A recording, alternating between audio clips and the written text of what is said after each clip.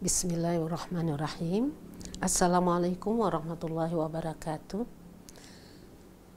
Pemirsa TV Kompas TV yang saya hormati, alhamdulillah pada hari ini masih di bulan Ramadan kita dipertemukan di Kompas TV pada hari ini untuk membicarakan tentang Ramadan sebagai wisata spiritual atau religi bagi orang-orang mukmin.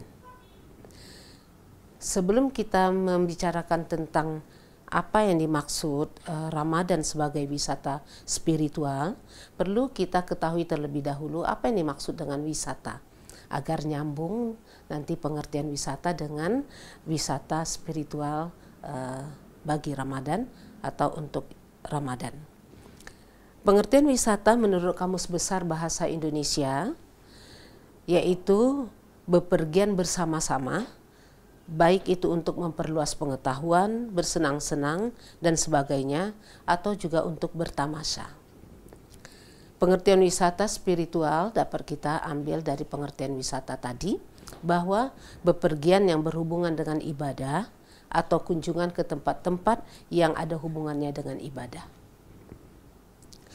Namun penggunaan kata wisata spiritual untuk Ramadan ini berdasarkan kepada beberapa hal yang akan saya sebutkan berikut ini, yaitu pertama, waktu ibadah yang dilakukan selama 1 bulan berturut-turut tanpa putus bagaikan sebuah perjalanan. Dan yang kedua, ibadah Ramadan wajib dilaksanakan oleh semua kaum muslimin, muslimat dimanapun berada, tentu dengan syarat-syarat tertentu yang sudah ditetapkan oleh syariah. Dan ketiga, ibadah Ramadan itu dilaksanakan bersama-sama. Jadi secara serentak ibadah Ramadan itu dilakukan dan di bulan tertentu, yaitu di bulan Ramadan, sehingga perjalanan wisata spiritual itu dilakukan secara serentak pula. Ibadah Ramadan atau wisata spiritual diisi dengan berbagai kegiatan ibadah keagamaan yang sama dilakukan oleh setiap orang mukminah yang melakukan ibadah Ramadan, seperti apa saja ibadah yang semua yang berada atau melakukan ibadah Ramadan itu, yaitu seperti berpuasa, sholat tarawih, iktikaf, membaca Al-Quran, bersedekah, dan sebagainya. Yang dianjurkan sangat, selain ada yang wajib, ada yang sunnah, namun dianjurkan untuk dilakukan oleh setiap muslim dan muslimah. Adapun yang kelima, mengapa kata wisata religi atau spiritual ini dapat kita sebutkan kepada Ramadan, yaitu perjalanan wisata spiritual yang kita katakan untuk Ramadan mempunyai tujuan, yaitu menjadi insan takwa. Jadi setiap wisata itu tentu ada tujuan tempat yang akan dikunjungi, atau juga tujuan untuk mendapatkan sesuatu. Nah, Ramadan merupakan wisata spiritual yang mempunyai tujuan, yaitu menjadi insan takwa. Keenam, tujuan akhir dari wisata religi ini dan Ramadan sebagai wisata religi adalah melanjutkan perjalanan dalam kehidupan berikutnya, yaitu akhirat. Jadi kehidupan kita itu tidak berhenti di kehidupan dunia ini saja, tapi kita juga akan melanjutkan kepada kehidupan nanti di akhirat, atau setelah kematian ada alam baka dan ada alam kubur dan kemudian akhirat. Nah, jadi yang tujuan akhir dari perjalanan wisata religi ini adalah menjadi penghuni surga abadi selamanya di dalamnya. Nah, itulah tujuan akhir dari sebuah perjalanan wisata yang kita sebut dengan wisata religi, yaitu Ramadan. Perlu kita ketahui banyak macam-macam jenis wisata. Nah, apakah wisata Ramadan ini masuk di salah satu dari jenis-jenis wisata tersebut? Yaitu apa saja? Penamaan kepada wisata ditentukan oleh objek dan tujuan wisata tersebut. Jadi Ramadan sebagai wisata religi ditentukan juga oleh tujuan wisata atau ibadah Ramadan tersebut.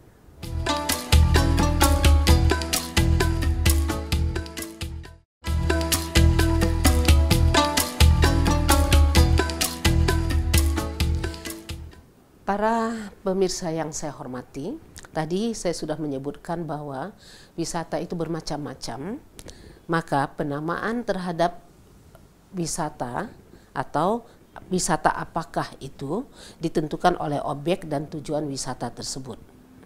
Ada wisata pendidikan, ada wisata alam, yaitu berjalan-jalan, melihat keindahan alam dan sebagainya. Kalau wisata pendidikan mungkin untuk sering kita katakan studi banding pendidikan dan sebagainya. Dan ada wisata ekstrim seperti panjat tebing, arung jeram. Kenapa kita katakan wisata? Karena mereka berpergian untuk senang-senang dan melakukan kegiatan tersebut. Dan terdapat juga wisata spiritual atau religi dan lain-lainnya.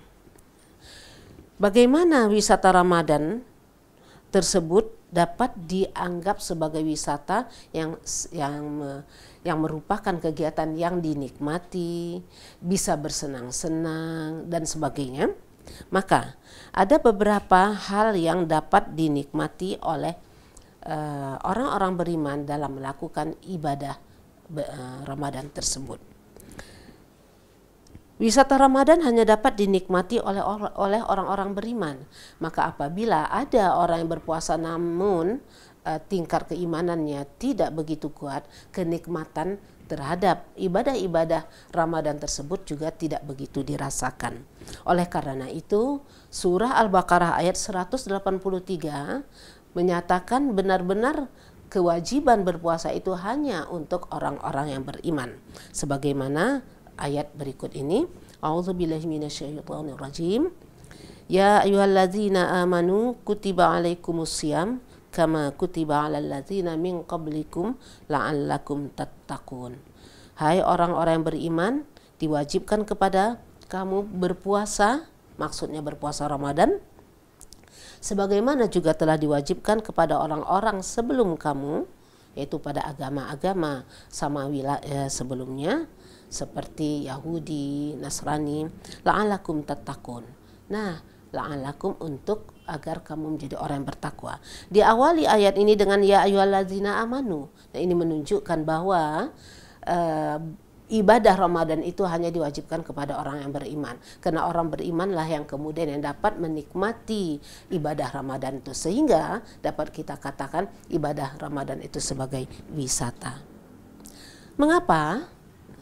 Ini pertanyaan tentang mengapa orang-orang beriman yang bisa menikmati ibadah Ramadan itu sehingga dapat dikatakan dia sebagai rela wisata yang menyenangkan.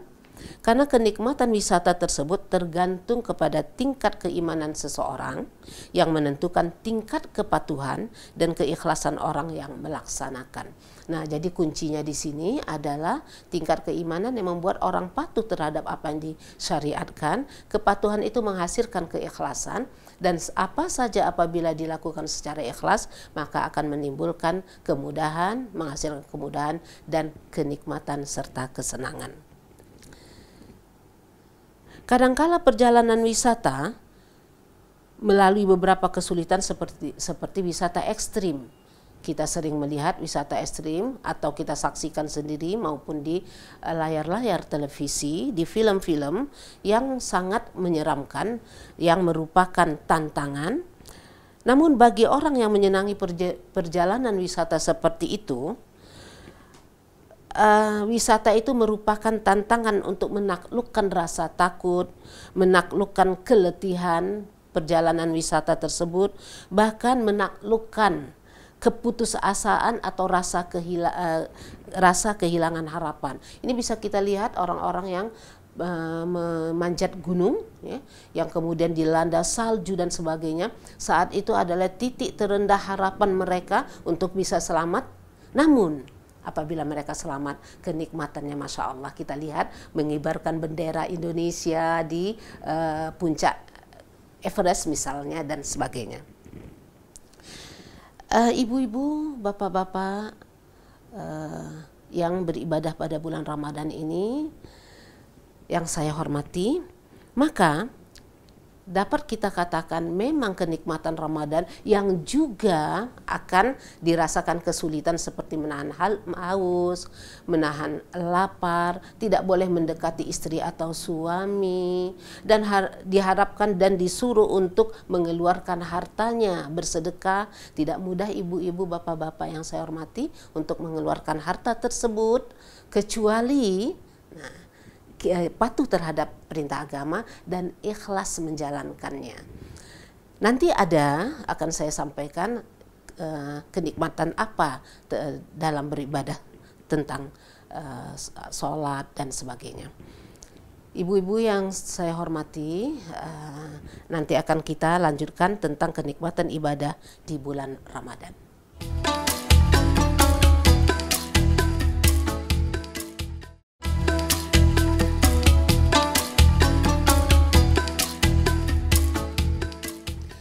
Para pemirsa Kompas TV yang saya hormati, seperti yang saya katakan tadi, kesulitan-kesulitan dalam ibadah Ramadan itu tidak menjadi beban atau tidak begitu dirasakan apabila dilakukan secara ikhlas dan kepatuhan yang tinggi. Apalagi ada yang ditargetkan untuk dicapai. Nah, apa yang akan dicapai itu adalah tentang kenikmatan dalam ibadah bulan Ramadan. Beberapa ibadah yang dilakukan pada bulan Ramadan, kenikmatan yang dirasakan antara lain yaitu berpuasa, bahwa ada 2 kegembiraan yang akan dirasakan oleh setiap yang berpuasa pada bulan Ramadan tersebut, yang merupakan kegembiraan utama, yaitu sebagaimana yang disampaikan oleh hadis Rasulullah SAW yang diriwayatkan oleh Muslim. Orang yang berpuasa akan meraih 2 kegembiraan, yaitu pertama ketika berbuka, yaitu berbuka di waktu maghrib, dan ketika Idul Fitri, dan yang kedua, jadi berbuka itu ada berbuka setiap harinya di waktu maghrib, dan berbuka untuk tidak lagi berpuasa di hari-hari selanjutnya, yaitu merayakan Idul Fitri. Dan yang kedua, kegembiraan ketika bertemu Tuhannya. Nah, bertemu Tuhan ini hanya orang-orang yang bersih, orang-orang yang terpilih yang bisa bertemu Tuhannya, dan semua malaikat memberikan salam kepadanya. Salam itu ucapan selamat, ahlan wa sahlan dan sebagainya. Kemudian ibadah yang dirasakan nikmat selain itu adalah salat tarawih. Kita menunggu 11 bulan berikutnya untuk bisa datang kembali di bulan Ramadan menikmati salat tarawih, satu kegembiraan yang tidak bisa dibandingkan dengan ibadah-ibadah lainnya. Beramai-ramai anak-anak muda, anak kecil, orang tua berkumpul di masjid selama 1 bulan melaksanakan ibadah tarawih. Terjalin hubungan yang begitu baik dan mesra, dan itu dapat kita rasakan dan hanya dirasakan oleh orang-orang yang beriman dan orang yang ikhlas dalam ibadahnya. Kemudian sholat malam, karena semua ibadah yang kita lakukan, pekerjaan yang kita lakukan di bulan Ramadan, itu pahalanya digandakan Allah berlipat ganda dibandingkan pahala di bulan-bulan lainnya. Terutama sholat malam yang kita sebut qiyamul lail. Masya Allah, akan terasa nikmat teduh, nikmat kedekatan terhadap Allah dan sebagainya. Bersedekah, kita dianjurkan sangat bersedekah, dan pahala bersedekah berlipat ganda di bulan tersebut. Apa yang dapat kita petik nikmatnya? Bahwa ada kenikmatan sosial, yaitu orang menghormati kita karena tangan kita di atas memberi, dan ada perasaan lega bahwa kita bisa memberi. Dan selain itu, pahala yang diberikan oleh Allah itu membuat diantaranya adalah rezeki kita dilipat gandakan Allah. Janji-janji itu bukan sekedar janji, dan janji itu ditunaikan Allah untuk atau masih kita hidup di dunia, dan terlebih lagi nanti ketika di akhirat. Kemudian i'tikaf, bersilaturahmi dan memperbaiki silaturahmi. Diawali di bulan Ramadan, pada hari pertama atau sebelumnya tentu bapak-bapak, ibu-ibu melakukannya, kita saling memaafkan. Kita ingin bersih-bersih masuk dan melaksanakan ibadah bulan Ramadan. Maka ikatan silaturahim itu dibersihkan dari noda-noda kesalahan dan sebagainya. Itu juga suatu kenikmatan. Yang selanjutnya ditutup dengan kenikmatan Idul Fitri. Kita sudah mempersiapkan Idul Fitri dan Ramadan ini juga akan kita lakukan.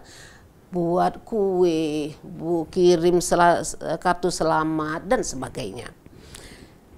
Para pemirsa Kompas TV yang saya hormati, kemudian nikmat lainnya dihapuskan dosa kita yang terdahulu. Hadis Rasulullah SAW yang diriwayatkan oleh Bukhari, "Man shoma Ramadana imanan wa ihtisaban ghufira lahu ma taqaddama min dzambihi."